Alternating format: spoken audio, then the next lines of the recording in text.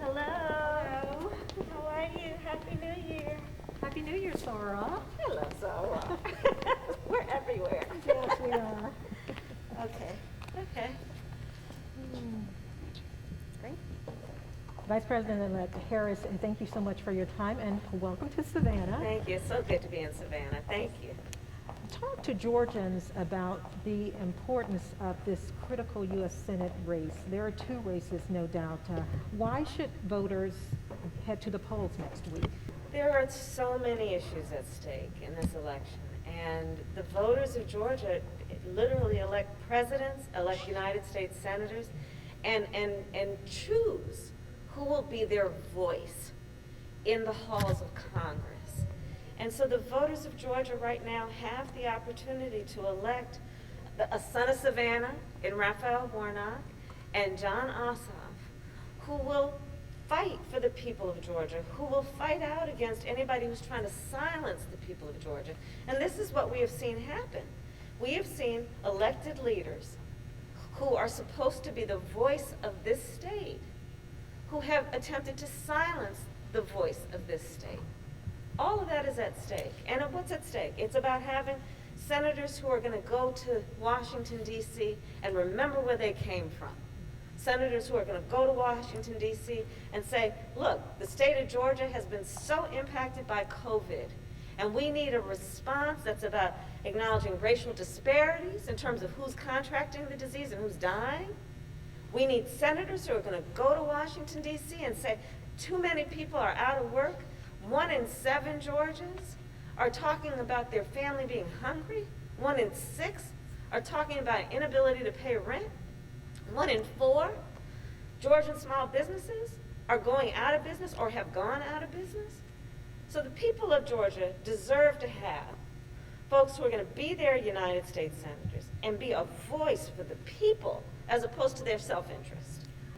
And of course, one of the major issues is COVID-19 and the response. What does that look like? Well, the response for President-elect Biden and me is that this is our first order of business, and it's going to be about making sure that we put in place what we have not seen under the current administration, which is a real plan for a distribution of vaccines, a real plan that is about leadership, which says, hey, everybody, let's wear a mask. Joe Biden is saying, let's just take a challenge. Everybody wear a mask for 100 days. We're saying that with the help of the United States Congress, which we are going to work with them to do, let's reopen all the schools and look at a target of the first 100 days being able to open up the schools. We're saying let's realize that small businesses are hurting, and so it's not only about getting them economic relief, but all of the folks who work for small businesses and small business owners, let's make sure they get the relief that they deserve. These are our priorities, our highest priorities. And the state of Georgia has so much at stake on all these issues. Families are receiving that $600 stimulus payment. However, many say it's not enough. What will you and the president-elect do in terms of facing Congress? And can Americans expect more? Americans deserve more. Americans deserve more. They deserve to have, as they will have, a president of the United States and Joe Biden who sees the people, who understands their needs and fights for them. That's why Joe Biden and I both said that we should be given $2,000 checks. And sadly, the incumbent senators at the time were against it, and then finally they realized the people of Georgia want it, and so then they came out for it.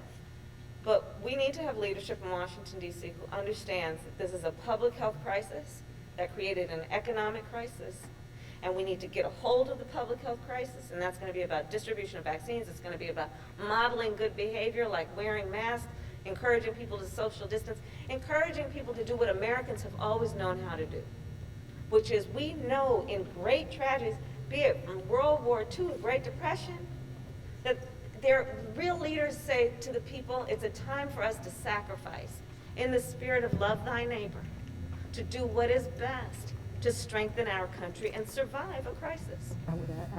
So January 20th is coming very soon, and you will take your oath, becoming vice president. You will make history 2 days after the MLK Day of service. Yes. What does all this mean to you, and what legacy do you hope to leave for everyone, especially little girls of color? Yes. So, my mother had many sayings, and one of them is she would say, Kamala, you may be the first to do many things, make sure you're not the last.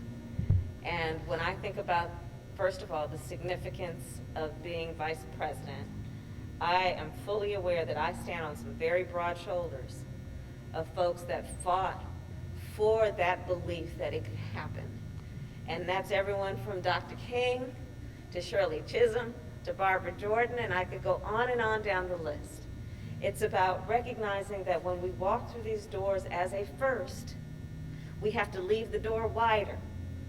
And we have to ensure that more can come in. And I pledge to you, yes, I am the first. I will not be the last. Thank you. Thank you very much. Thank you.